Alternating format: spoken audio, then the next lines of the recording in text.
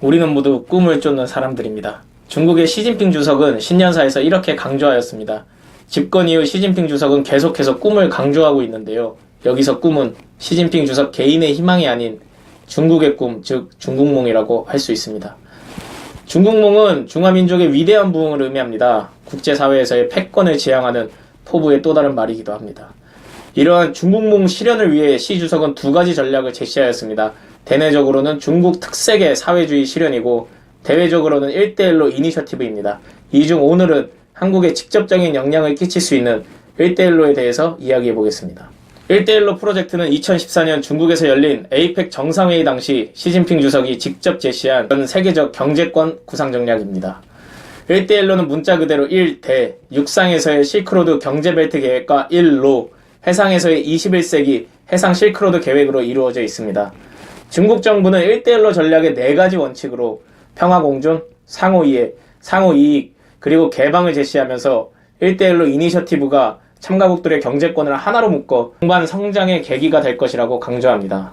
실제로 1대1로 사업은 50개 이상의 참가국을 포함 100개국의 간접 투자국을 자랑하는 범지구적 대형 프로젝트로 나아가고 있습니다. 중국 정부는 이 과정에서 56개의 경제협력지구를 건설하여 1대1로 사업의 전초기지로 삼고 있습니다. 실제로 출범 초기 많은 참여국들의 지지와 관심을 바탕으로 글로벌 경제의 새로운 엔진이 될 것이라는 기대를 모았습니다. 또한 사업에 자금을 지원하는 아시아 인프라 투자은행 AIIB에는 70여 개국이 참가하여 미국 주도의 세계은행과 아시아 개발은행을 위협한다는 평가를 받기도 하였습니다. 하지만 기대와는 달리 몇몇 부작용이 터져나오고 있는 것도 현실입니다. 1대1로의 주된 추진 전략은 중국 정부 혹은 AIIB가 자금을 지원하여 개발도상국의 경제 발전을 위한 인프라 시설을 건설하는 것입니다. 각 참여국의 이러한 경제 특구가 완성이 되면 이를 하나로 잇는다는 것이 중국 정부의 구상인 것이지요. 문제는 자금을 차입한 개발도상국들이 경제 특구에서 충분한 수익을 내고 있지 못하다는 것입니다. 오히려 운영을 제대로 하지 못해 이러한 시설들이 중국으로 넘어가고 있습니다. 지금까지 파키스탄의 과다르항, 스리랑카의 한반토다항의 운영권은 이러한 방식으로 중국 측에 넘어갔고, 비슷한 방식으로 경제원조를 받은 아프리카의 지부티, 태평양의 바누아투에는 중국 인민해방군의 군사기지가 들어섰습니다. 이러한 문제점들이 부각되자 작년 5월 말레이시아의 마하티르 총리는 말레이시아에서 진행되고 있는 1대1로 사업 중 하나를 중단시키기도 하였습니다. 야심차게 시작했던 처음에 비하여 1대1로 사업이 현재 문제점을 드러내며 흔들리고 있는 원인은 무엇일까요? 1대1로 참여국들이 아직 여건이 안 된다는 것이지요. 참가국의 대다수 국가들이 소득 수준이 낮은 개발도상국 국가들이라는 데 있습니다. 이 국가들은 여전히 기본 인프라가 낙후되어 있고 무역, 금융 수준도 아직 발전이 시급한 현실입니다.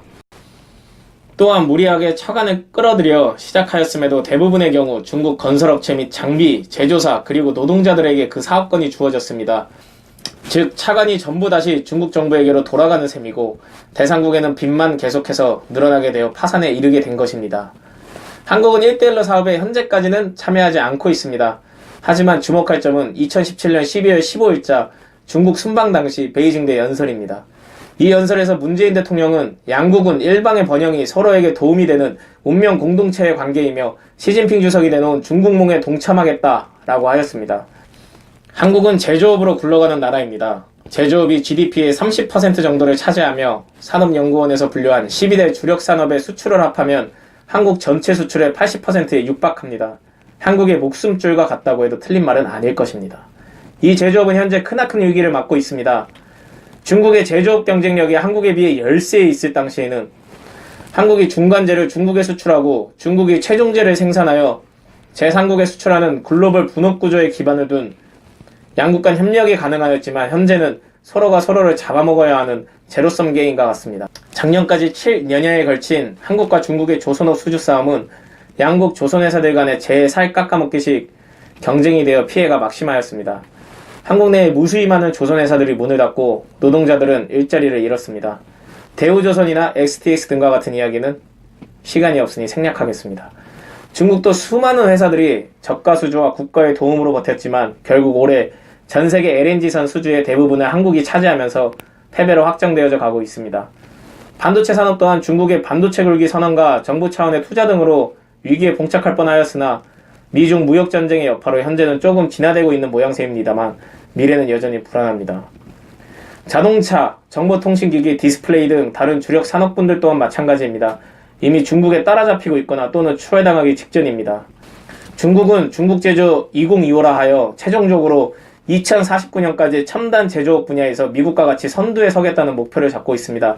즉 목표의 달성을 위해서는 한국을 넘어서는 것은 필수적이라는 의미입니다. 이러한 경제적 상황 속에서 일방의 번영이 서로에게 도움이 되는 운명 공동체의 관계가 성립되어질지는 잘 모르겠습니다. 판단은 여러분의 몫입니다. 이상 사관이었습니다.